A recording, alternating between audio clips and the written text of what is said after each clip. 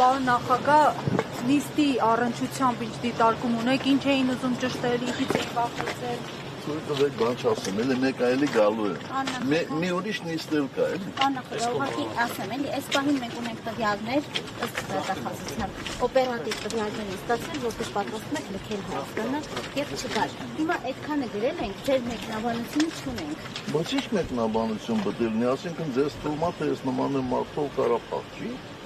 Դա մեկնաբանություն է ախր։ Դա մեկնաբանություն չէ, դուք ինքներդ պիտի իմ փոխարեն մեկնաբանեք։ Ես որտեղից եմ փախել, որտեղից փախնել։ Դրա համար ուզում եմ հասկանալ։ Ես ասացի, որ նույնիսկ եթե ես վստահ եմ,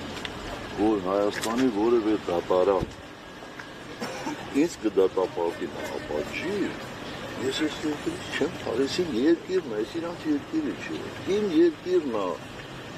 Ես իմ երկրից պետք խաղ չեմ։